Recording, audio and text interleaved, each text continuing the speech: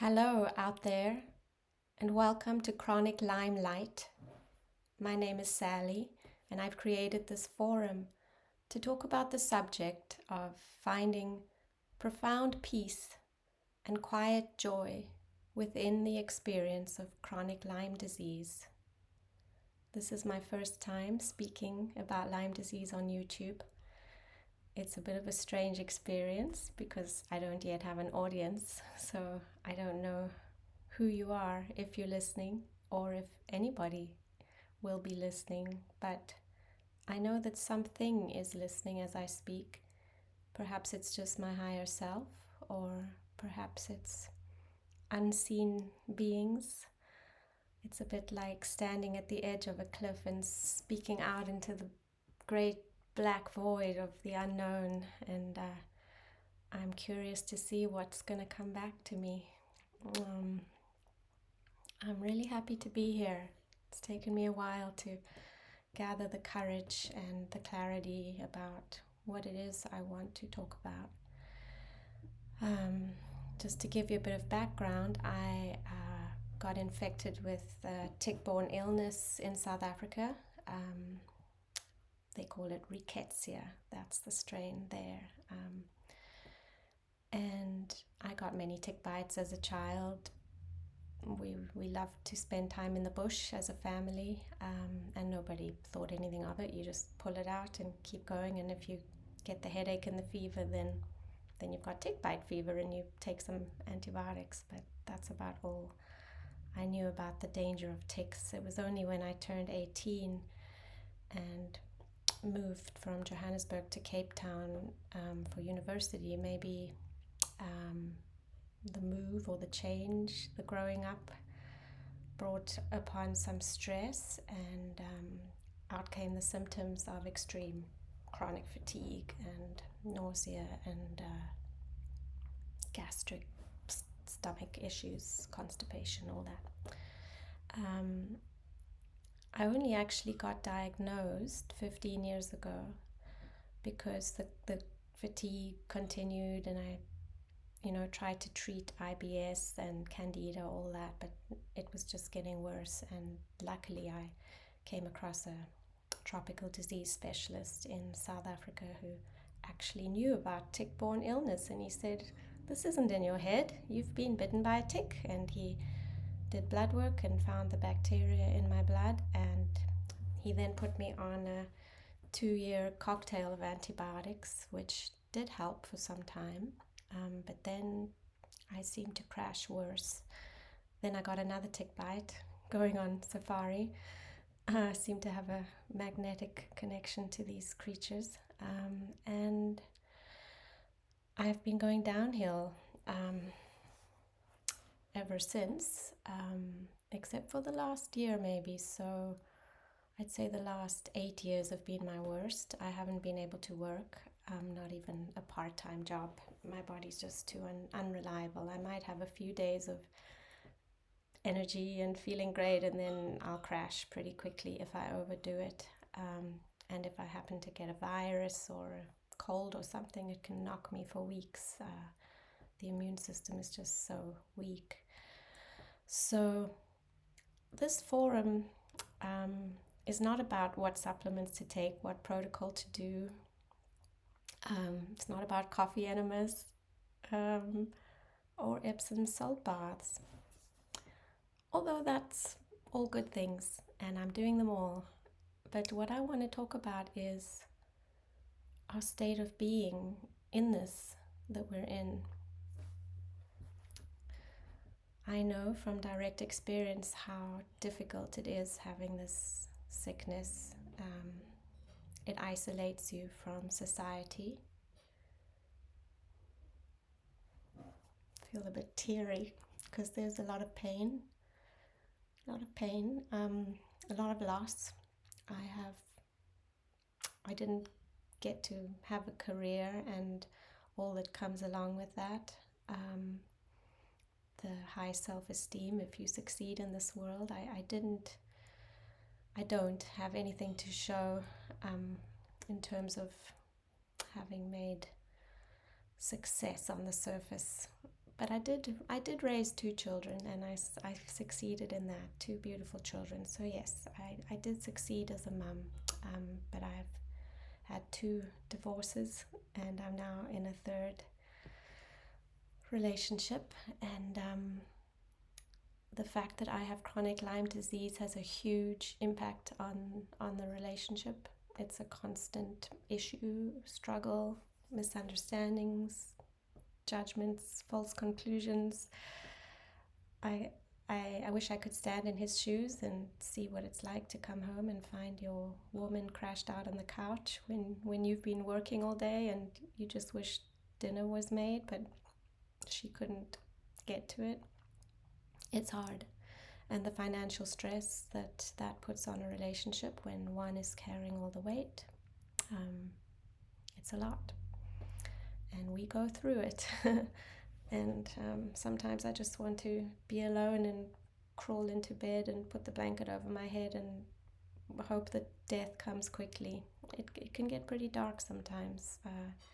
It can get pretty hopeless, and you can feel despair because, wow, I've been trying to heal myself from this for 15 years. I've done the antibiotics, I've done the herbs, I've done the ozone, the Rife machines, and I'm still sick.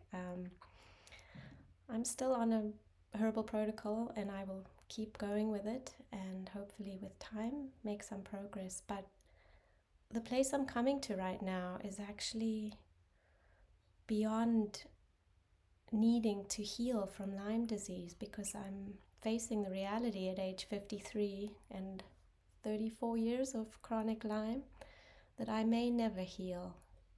And if I'm going to get miserable about that, I'm going to have a miserable life. And the people around me are going to be miserable too. So it's kind of urgent in me that I find another way, and I know another way, and I have dipped into another way many times, but I have yet to embody that way.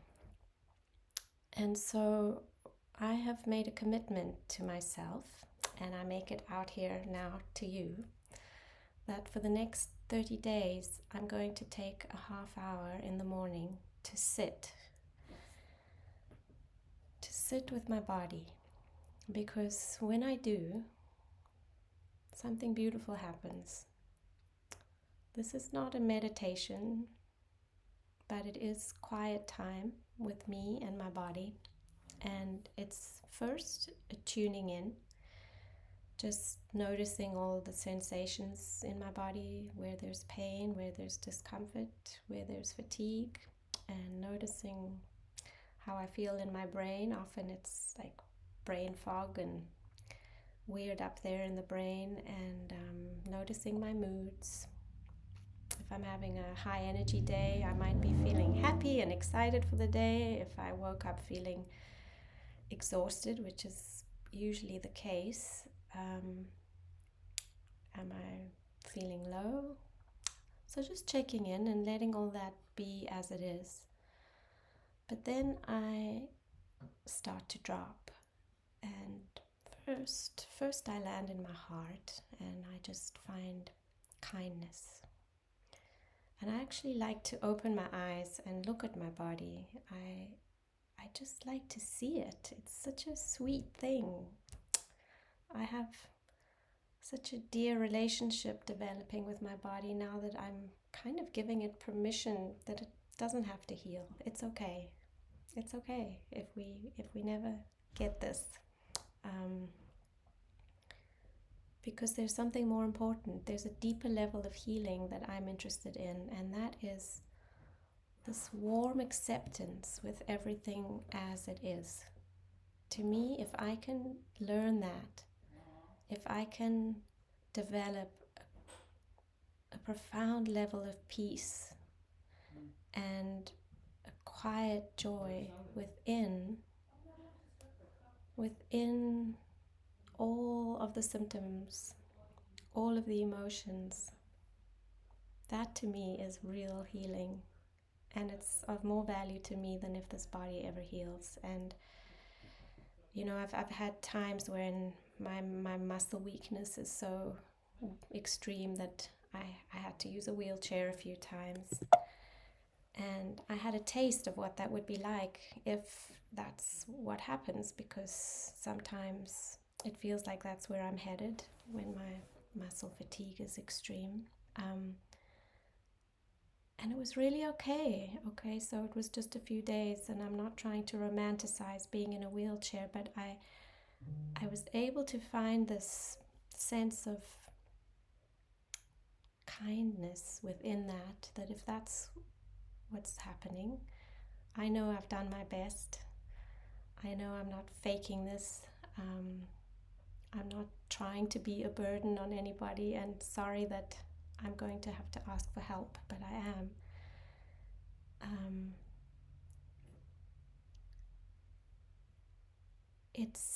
It's such a kindness to the body, and I think actually the first step in real healing is to be warmly okay with your situation as it is. Stop fighting. Don't feed the anger. Don't feed that victim inside of us. There's always a gift inside of difficulty. And my current package, I've had many different kinds of difficulty over my life, but the one that has been most constant is this chronic fatigue and chronic Lyme, and I am determined to come to peace with that. And I would love to be in a state of well-being, even if I'm in a body crash.